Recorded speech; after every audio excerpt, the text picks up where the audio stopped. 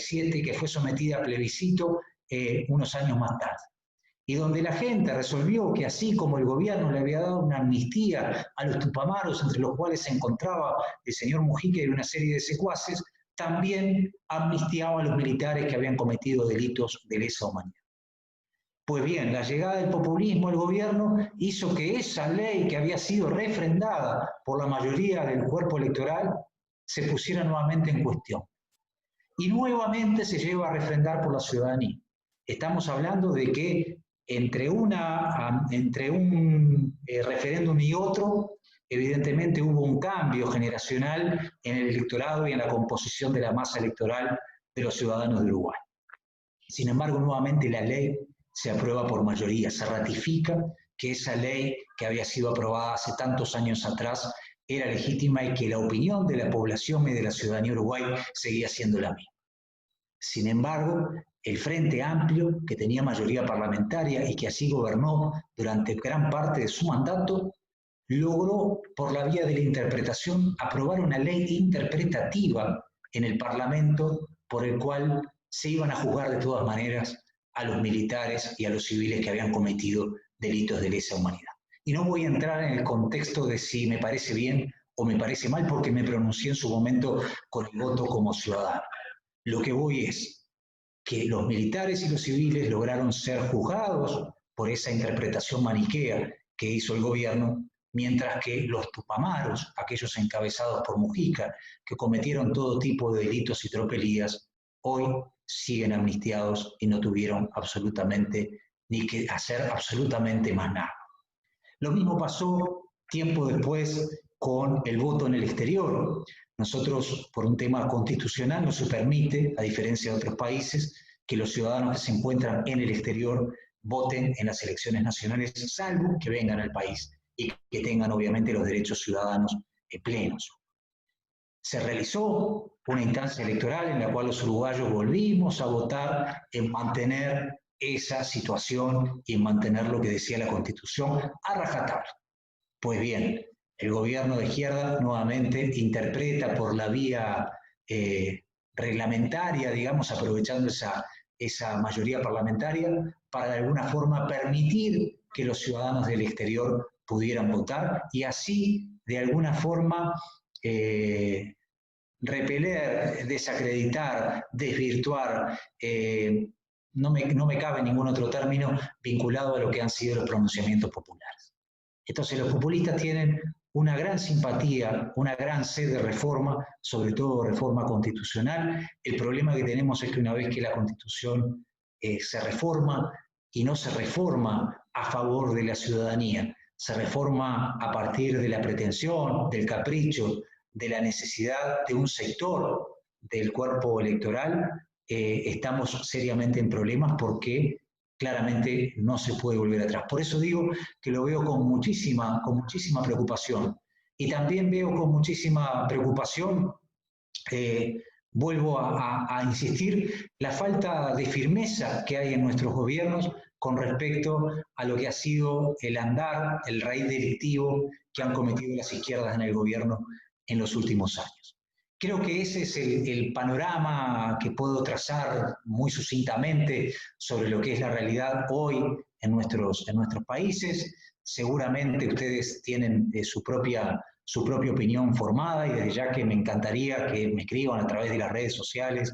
Estamos casi siempre en contacto con todos para también conocer su visión sobre esto y principalmente más allá del estadio de las cosas, de este estado de cosas que hoy tenemos, cuál es el camino que debemos consensuar para seguir adelante. Yo por allí me quedo con una frase que tenía el doctor Sanguinetti que decía que los populismos son los hijos bastardos de la prosperidad.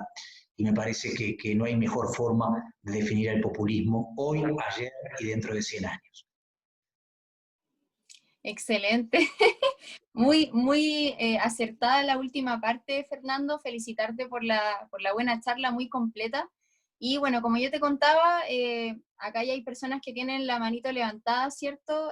Vamos a darle el pase para que ellos hagan sus preguntas. Tengo de momento a Lucas, luego vendría Matías Carmona y luego José Tomás, y ahí faltarían 2 personas para que sean 5 las que pueden preguntar, como siempre lo hacemos, ¿ya?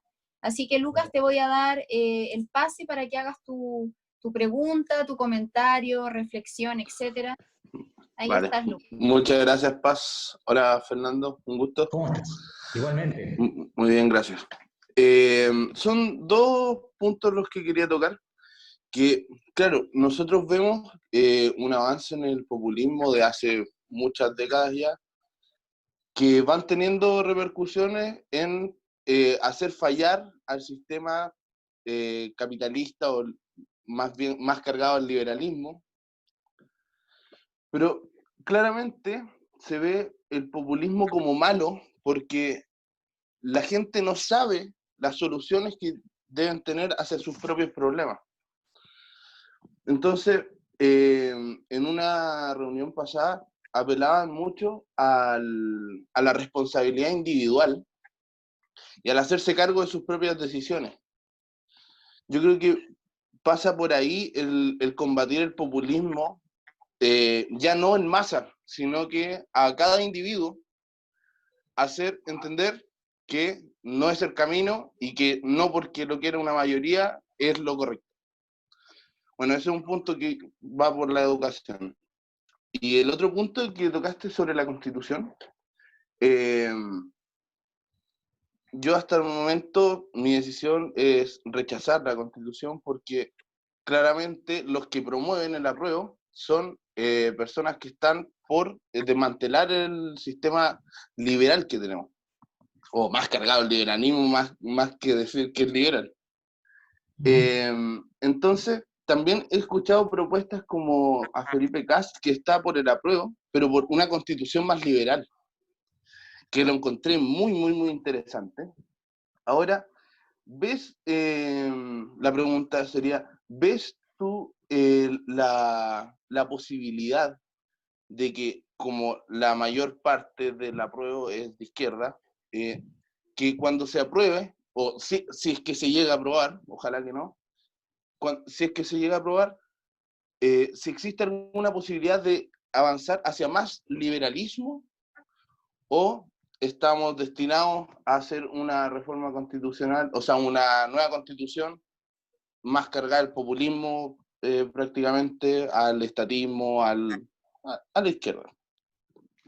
Yo creo que te agradezco los comentarios y coincido con mucho de lo que por allí decís. Creo que el problema de las reformas constitucionales no son lo que dice el nuevo texto o lo que de alguna forma se pretende reformar, sino precisamente lo que no dice. Habitualmente la estrategia de las izquierdas en los países en los cuales se ha querido reformar la Constitución es reformar la letra grande, como acostumbro decir yo, que es lo que el ciudadano común, el ciudadano que no está en la vida política activa, el ciudadano que muchas veces lo ve pero en un segundo plano, es lo que va a leer ese ciudadano. Pero sin embargo, en la letra chica, al hacer esa reforma, deja abierto una serie de situaciones cuya llave, digamos, cuya llave para abrir esas puertas queda en manos del gobierno de turno. Y allí es donde a mí me parece que empiezan los peligros o de alguna forma, las debilidades de ciertas reformas constitucionales. Porque me parece que allí, y eso sí me parece que es muy importante, tiene que ser un candado, es decir, lo que está y lo que no está no va a estar. Pero muchas veces se plantean reformas que de alguna forma dejan abierta la puerta a otras que no necesariamente son por la vía constitucional, son por la vía interpretativa, son por la vía de la ley, son por la vía hasta inclusive del decreto, y eso evidentemente es entregarle la llave al Parlamento, al Poder Ejecutivo, al presidente de turno, y allí quedamos de alguna forma librados a la mejor suerte. Porque puede pasar de que durante ese contexto de vigencia de la Constitución tengamos un presidente apegado a las tradiciones democráticas, a las tradiciones republicanas y apegado al cumplimiento a pie juntillas de la Constitución, y puede darse, como ha pasado y como señalaba en algunos casos, aquí inclusive en Uruguay, de que quede en manos de otras personas con otros códigos y otros valores, si se le puede llamar de alguna manera. Y ahí me parece que empieza el peligro de las reformas constitucionales, lo cual no significa, desde mi punto de vista, que las constituciones evidentemente no tengan que tener una actualización, porque el mundo ha cambiado, cambia de manera vertiginosa, y muchas de las cosas que están consagradas en la Constitución de la República de cada país, evidentemente muchas veces pueden quedar desacompasadas. Pero en este caso puntual, como en el caso de Chile, como en el caso de otros países, creo que precisamente se está poniendo el foco en otro tipo de cosas con un doble sentido, una doble peligrosidad. Bueno, entonces, sí, me gustan mucho tus puntos porque claramente el enfoque no es hacia más libertad, sino a encaminarnos hacia una constitución más parecida a la ecuatoriana, a la colombiana, que tenía más de 120 derechos, más de 130 derechos. Entonces, ojalá se optara por la opción alemana, que ya dejó de lado los derechos sociales, los cuales claramente debieran estar, pero no es porque una constitución lo diga que es porque se va a cumplir, sino que el gobierno de turno tiene que procurar lograrla, y sobre todo focalizadamente, y no a repartir por tantas personas, porque al final se termina desvirtuando y las eficiencias del Estado están a la luz, y claramente si no es focalizado, sea para muchas malas prestaciones. No conozco de verdad, Lucas, ninguna, y esto lo hago porque creo, lo comento porque creo que es un denominador común a todos los países. No conozco ninguna buena intención de las izquierdas o el populismo, que son cosas distintas, pero en algunos casos creo que tienen un denominador común, en los cuales no sea la intención de reducir los espacios de la democracia y los espacios políticos. Yo creo que en el trasfondo de cualquier intención que hay, siempre está eso. Así que me parece que por ahí viene la historia y hay que saber ponerle un freno a tiempo. Me parece que ahí está la clave y la decisión siempre recae en la soberanía de la gente.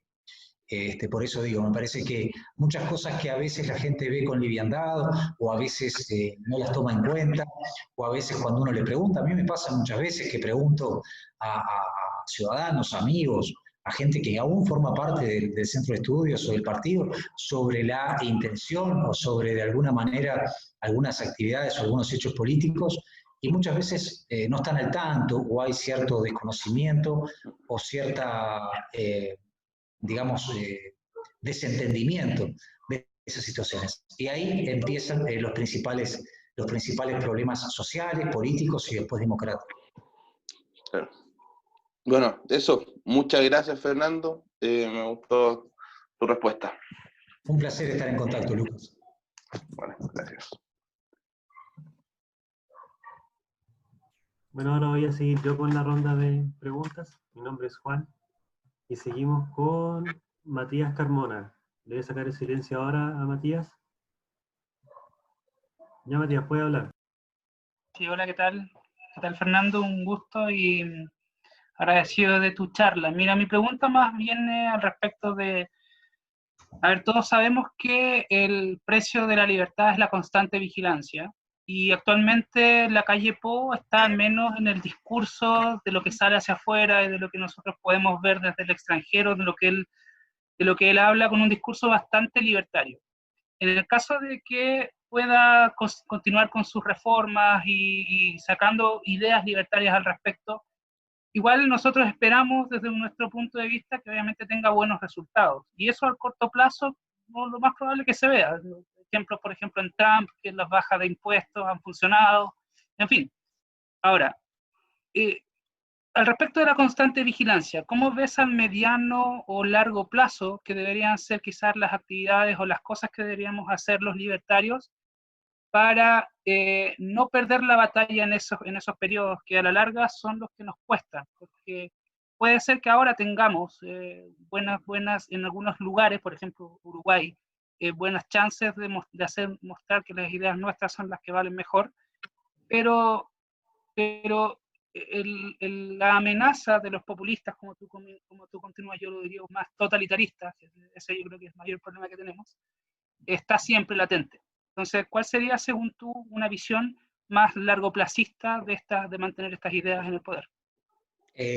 A ver, en primer lugar, te confieso que me gustó mucho ver al presidente uruguayo, a mi presidente, poner el tema de la libertad en agenda y que se definiera como liberal. Ahora, eso es una foto de la realidad, de su percepción de las cosas y de su proyecto de gobierno. Otra muy distinta es lo que los uruguayos venimos viendo desde el punto de vista de la consecución de acciones de gobierno. Es decir, es cierto que que hace muy poco tiempo asumió el 1 de marzo y a los 13 días tuvo que declarar la emergencia sanitaria por esta situación que aún persiste y que nos va a acompañar durante mucho tiempo más. Pero también es cierto de que, por ejemplo, en una ley de urgente consideración, que viene a ser la ley guía, el faro, que va a guiar su gestión durante los próximos 5 años, de alguna forma introduce algunos cambios que de alguna forma se dan a contracorriente de esa idea de libertad o de esa definición del mismo, que su partido no tiene una mayoría automática, sino que debió recurrir a un acuerdo multipartidario, a una coalición de partidos que está integrado por varios partidos políticos que son quien lo ayudan y quien le dan gobernabilidad. Pero también es cierto que si vos te definís como liberal, hay determinadas cuestiones en las cuales podés ceder o podés negociar y otras no. Pongo 2 ejemplos. En pocos días va a tener la creación del 14º Ministerio de Gobierno, que va a estar vinculado a temas de medio ambiente. Hoy por hoy, esa Secretaría de Medio Ambiente estaba dentro del Ministerio de Vivienda, en el Ministerio número 13. Ahora vamos a crear el número 14. Yo decía ayer en las redes que vamos a tener la misma cantidad de ministerios que Alemania, con la diferencia de que Uruguay tiene 3.300.000 personas como población y Alemania tiene 80 millones. Y ni que hablar del Producto Bruto Interno. Entonces, generar más Estado, seguir agrandando eso que en definitiva nos legó y nos dejó heredado el gobierno de izquierda, para mí es un profundo error que va en contra de esa definición de ser liberal. Nosotros tenemos una empresa monopólica en materia de combustibles que se llama ANCAP, la cual, para que tengas simplemente una idea, en el primer trimestre de este año arrojó pérdidas por $40 millones y ha estado involucrada en los peores escándalos de corrupción que han llevado inclusive a la renuncia del vicepresidente de la República del pasado gobierno de izquierda, que era el vicepresidente del doctor Vázquez. Esa empresa se plantea por parte del presidente Lacalle Pou desmonopolizarla y permitir a partir de su aprobación la importación de combustibles para su refinado. En definitiva, por presión de los socios de esa coalición de partidos, finalmente esa posibilidad se retira de la ley, por lo cual vamos a seguir manteniendo una empresa pública deficitaria, una empresa pública corrupta, una empresa pública que no tiene razón de ser en el Uruguay del 2020. Entonces yo creo que aquí el gran desafío, y lo decía hoy cuando conversábamos al principio, es que no nos tiemble el pulso ni nos tiemble la voz al momento en el cual debamos señalar realmente y no temer porque en definitiva pasemos a ser los niños malos de la película, aquellos que de alguna forma después la izquierda nos termina catalogando, etiquetando, descalificando y de alguna forma exponiéndonos al escarnio público. Me parece que ahí hay un gran desafío. Si nosotros seguimos a lo largo de este tiempo sosteniendo las ideas libertarias, las ideas liberales, explicándola, destruyendo el relato, porque la izquierda tiene un relato muy bien armado y muy bien construido, y lo único que destruye el relato son los datos, no hay otra cuestión. Si nosotros nos empeñamos en los datos, nos empeñamos en definitiva en dominar aquellos temas en los cuales podamos hablar y dejamos, y lo digo esto con el mayor de los respetos, yo lo vivo diciendo aquí en Uruguay, sobre todo a nivel de los jóvenes y de los más jóvenes todavía.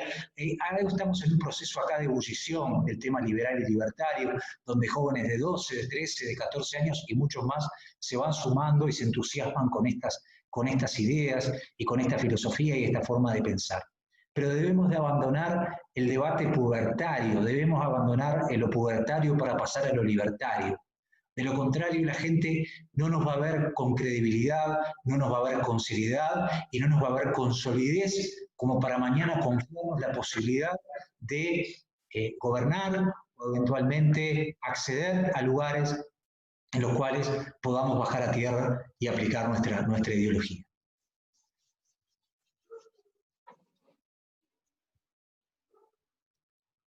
Bien, vamos a seguir ahora con José Tomás, para que le den el pase a José Tomás. Luego vendría Lenin y vamos a finalizar con Francisco y ahí tendríamos a las 5 personas. Y bueno, pedir disculpas por lo que pasó. José ya está desilenciado. Hola, Fernando. Hola, José. ¿Cómo estás? Bueno, yo comparto, de hecho, todo lo que dijo y me parece lo que dijo usted, que no se sabe quién gobierna en Chile. Yo creo que tampoco los chilenos sabemos quién gobierna en nuestro país hasta el día de hoy. Eso es algo que nos viene pasando la cuenta hace bastante rato. Y que bueno, y nos va a seguir pasando la cuenta si efectivamente no hay un cambio en el manejo, en la estrategia. Respecto a lo otro, ¿cómo usted vería, por ejemplo, la evolución a futuro de Argentina, de Venezuela, de Brasil?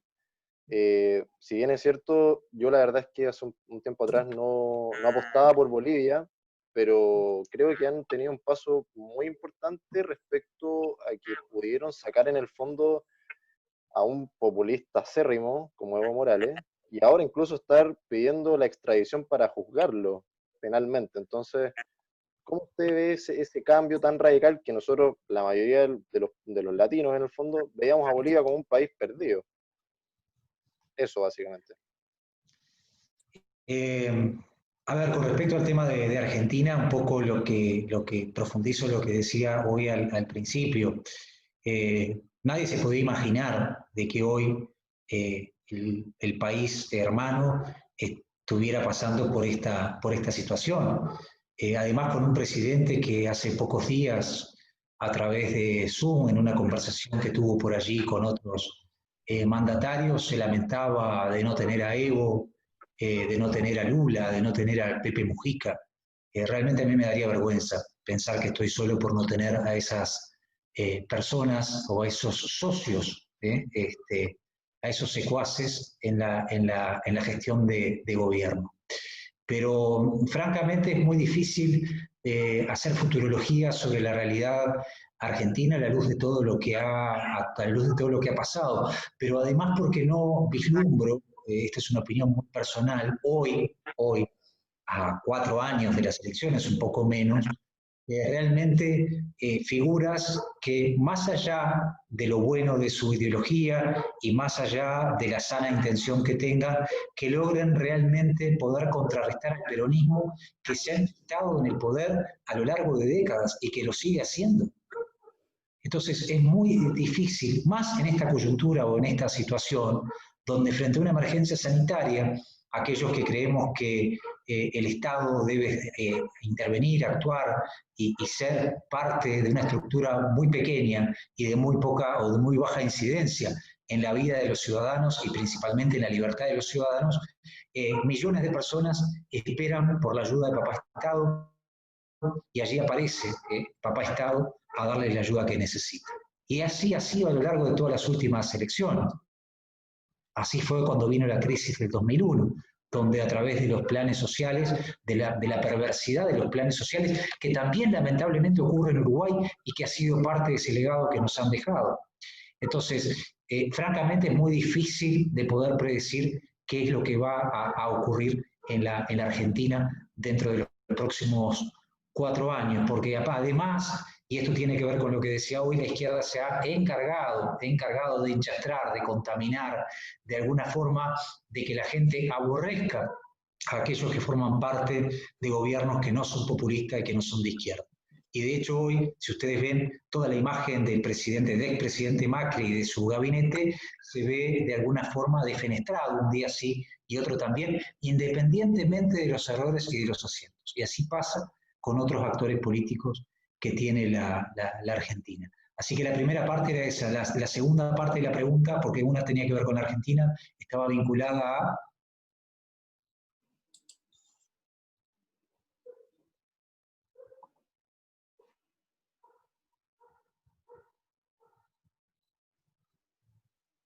Sí, la otra parte, bueno, viendo Argentina, en el fondo, como a poquito de haber asumido este gobierno, Argentina va como en una caída libre de incertidumbre económica y social.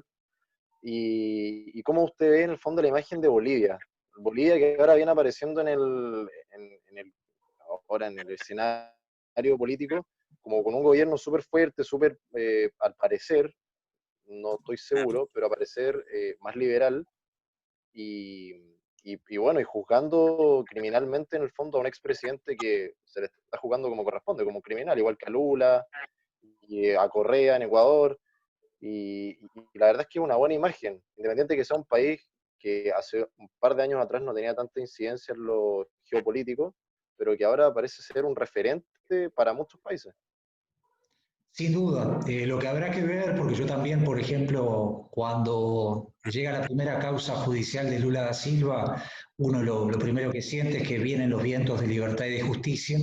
Cuando viene la segunda, la tercera, la quinta, la séptima, de alguna forma supone de que eso va a ser un alivio para la democracia brasilera y para todo el pueblo brasilero. Y sin embargo después vemos cómo de alguna forma se las ingenian con sus socios dentro de cada uno de los sistemas de corrupción que tienen armados para de alguna manera manejar con impunidad esa situación y hoy estar nuevamente pensando en cómo detentar nuevamente el poder.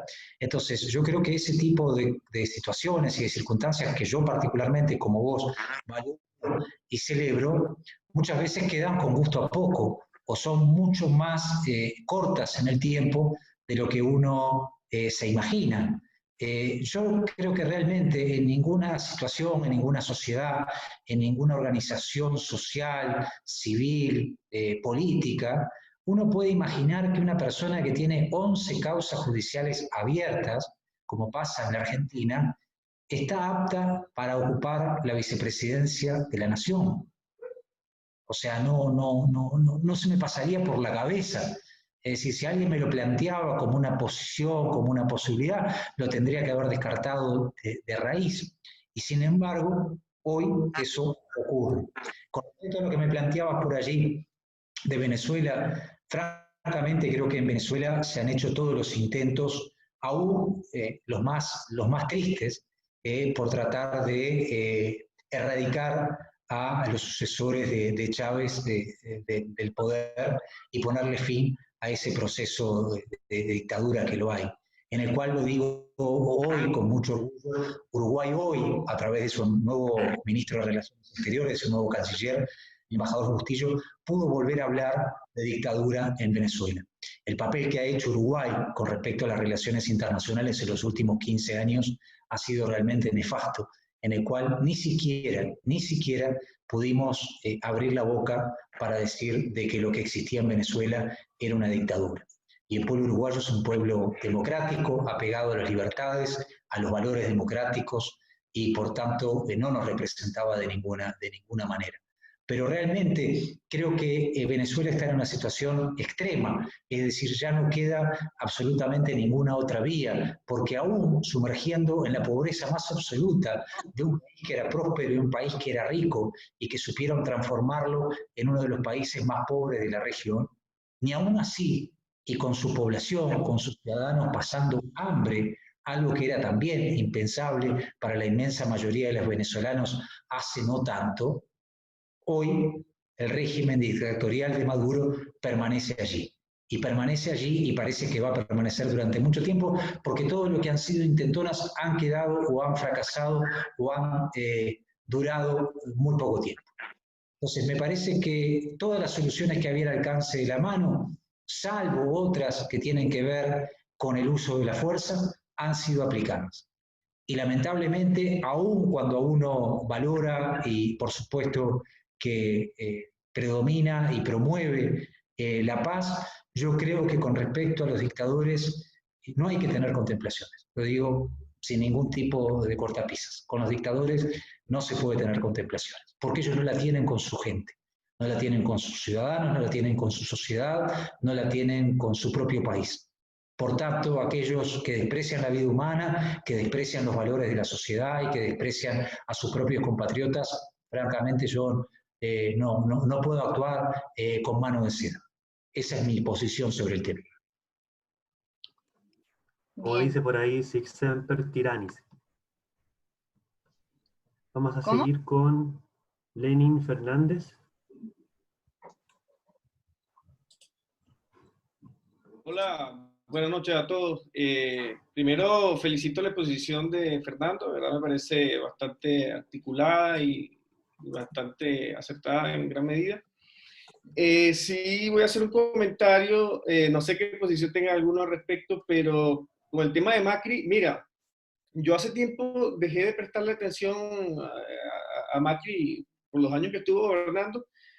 Para mí él era muy tímido, muy mercantilista desde el punto de vista que yo lo entiendo, y de verdad me parecía y tenía prácticamente una certeza de que iba a volver la izquierda más radical a Argentina. ¿Por qué? Porque este tipo de gobiernos a veces se quedan como a mitad de camino, en la práctica son mercantilistas, y después viene la izquierda y los señala y dice, ven lo malo que es el capitalismo.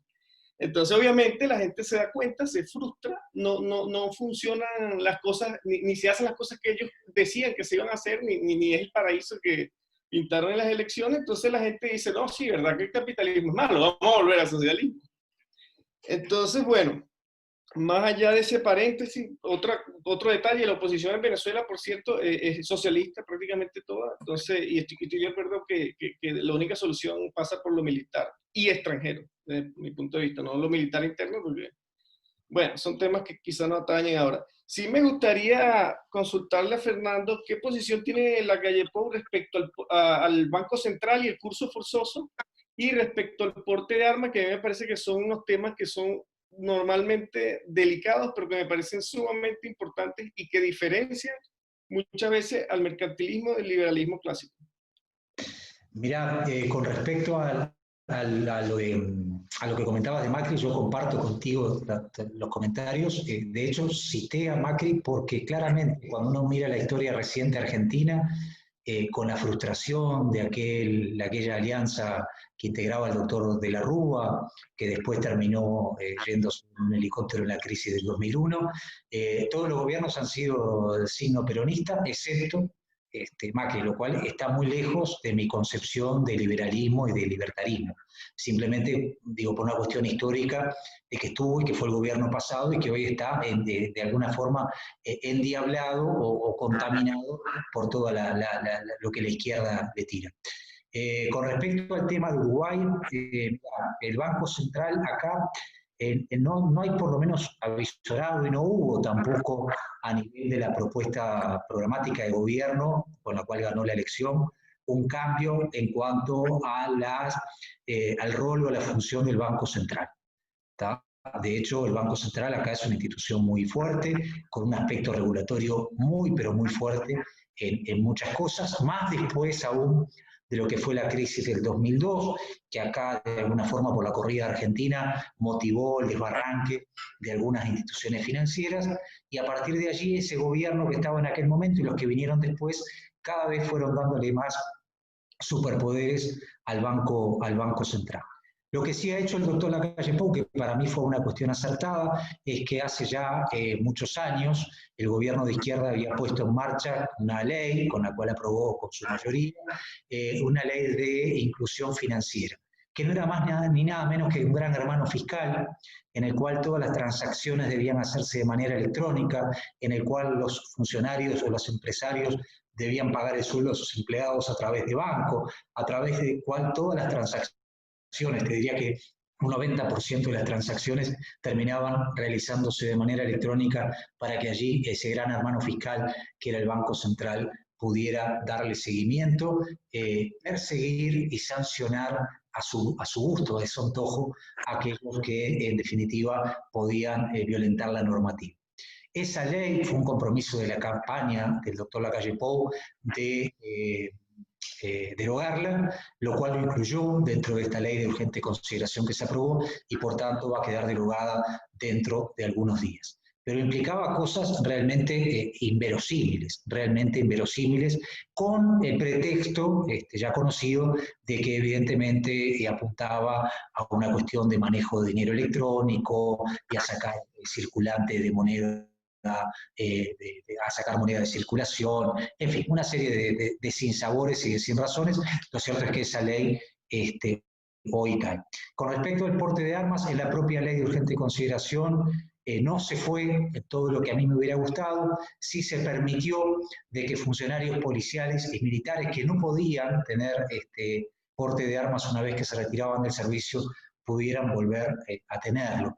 Y esto habla un poco de la acción o de la intervención de estos funcionarios que muchas veces son retirados, o sea, están retirados y que muchas veces se les presenta una situación o un procedimiento o una posibilidad de intervención a raíz de su conocimiento y no lo podían hacer porque no tenían la posibilidad de tenerlo. Evidentemente ahí todavía hay un debe.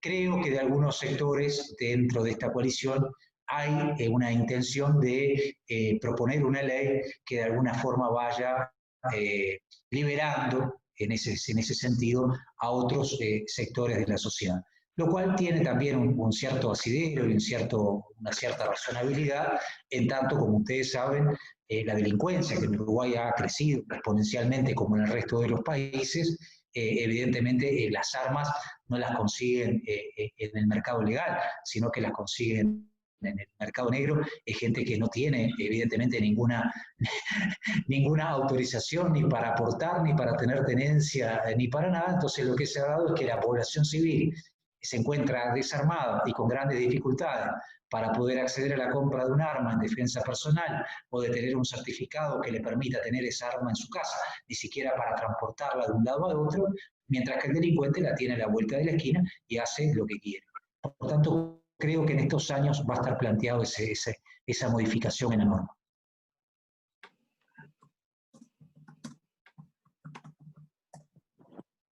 Ahora vamos al último participante que levantó la mano, que es Francisco Villarroel. Ya te saqué el silencio, Francisco, así que puedes hacer tu pregunta. Que es Buenas noches, ¿me escuchan? Sí, claro. Ya. Buenas noches primero a todos los presentes y a don Fernando. Mi pregunta sería ¿cuál ha sido la batalla más fuerte culturalmente hablando que ha tenido su partido o el partido del presidente, que si mal no me acuerdo era Partido Nacional? En la batalla cultural me refiero. Bien, en lo que concierne al Centro de Estudios Libertarios que dirijo y al Partido Libertario que estamos impulsando con un grupo de ciudadanos, es una experiencia relativamente nueva, te diría que incipiente. Es decir, el Centro de Estudios lo lanzamos el año pasado, quedó formalmente presentado y en actividad, y el Partido Libertario comenzó su proceso de formación en enero de este año. Por lo cual, avisorar de que hemos tenido o que hemos librado una batalla contra la hegemonía cultural o educativa que predomina en Uruguay sería prácticamente una gran mentira. Sí, evidentemente, a través de nuestras exposiciones, de nuestras intervenciones, de este tipo de encuentros y también de nuestras apariciones en prensa y en todas las instancias que tenemos, siempre estamos planteando de que el gran desafío que tenemos por delante es ese y evidentemente tenemos que prepararnos para esa batalla.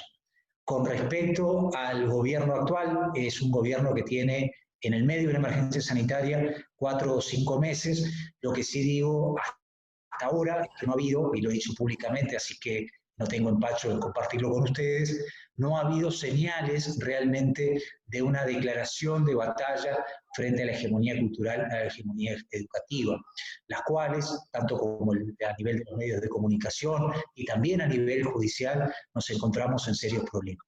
porque esto, insisto, es un proceso que no empezó ahora, empezó con la llegada de la democracia en el año 85 y por tanto está absolutamente enfermo, absolutamente tumorado, absolutamente contaminado, todos esos ámbitos de ideología de izquierda. Y aquí sí me parece que si no se toman medidas realmente drásticas, medidas profundas, medidas contundentes, para tratar, en definitiva, de erradicar a los actores de la izquierda que hoy siguen formando parte de los estamentos y de las estructuras culturales y educativas, aún cuando el gobierno ha cambiado, aún cuando el gobierno ha cambiado, aún ha mantenido a muchos de esos actores que han sido los principales protagonistas de este proceso de deterioro, creo seriamente de que vamos a estar en problemas. Por tanto, el presidente pertenece a un partido de muchísima tradición en el Uruguay, como bien tú decías que es el Partido Nacional, un partido que ha librado grandes batallas, principalmente en la lucha por la libertad y por la democracia, en esos años que nos tocó vivir entre los 73 y el año 84, 85, y por tanto creo que tienen herramientas, equipo, gente y valores como para poder llevar esa batalla. Pero me parece que requieren de una decisión política que lamentablemente, tal vez por esta situación sanitaria, no se ha querido, no se ha podido, no se ha sabido tomar, y eso evidentemente puede poner claramente en peligro la continuidad de este gobierno o de alguna forma la continuidad de las ideas o de los ideales que este gobierno promueve para el próximo periodo de gobierno a partir de 2025. Bien.